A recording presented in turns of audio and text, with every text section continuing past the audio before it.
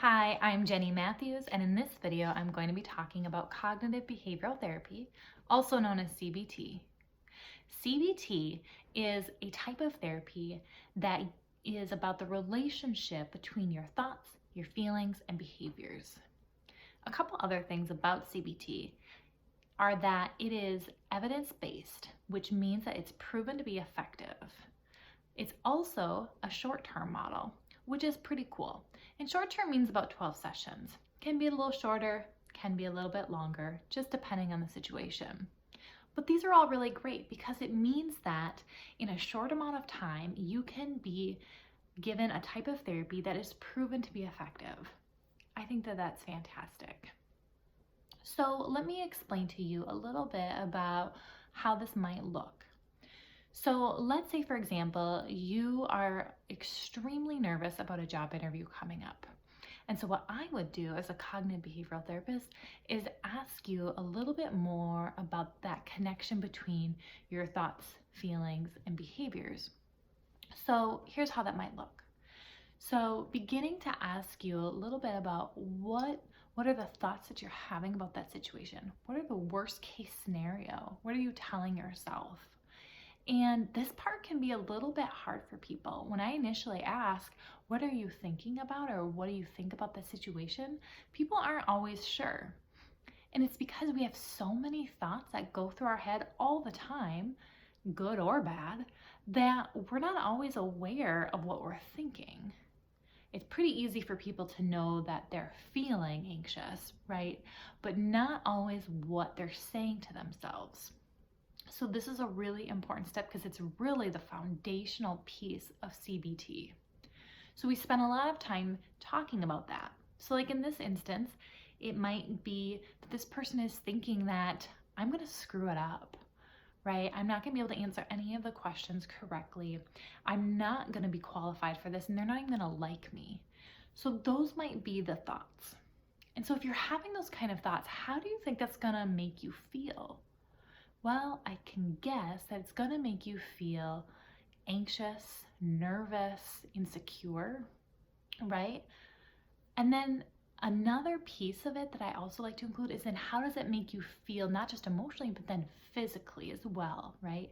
Anxiety can affect how you physically feel. So this could include having a really bad stomach ache, like even maybe to the point that it's causing diarrhea. Could be a really, really rapid heart rate, could even be a headache, maybe some jaw pain. So we talk about the physical piece. And then also behaviorally, what does it make you do or not do? So anxiety oftentimes is accompanied with escape or avoidant behaviors. Not always, but they're really common because naturally when we feel anxious, we feel icky, and we want to then not do something because we don't want to feel icky. So in this instance, this person might choose to cancel this interview, or perhaps as a way of escaping the feelings that they're having, they might get high before they go to this interview, or they might need to take some medication. So there's some type of behavior that goes with that. What's important to know is it doesn't just stop there, right? I just kind of walked you through that whole connection of thoughts and feelings and then behaviors, but it doesn't just stop there. It then goes on. So let's say that in this instance, you decided to cancel that interview. Well, you're going to have more thoughts after that. And let's say that those thoughts are, I'm a loser and I'm no good. I'm never going to be able to get a job because I couldn't even do that. So you've got those kind of thoughts, and guess how those are going to make you feel emotionally?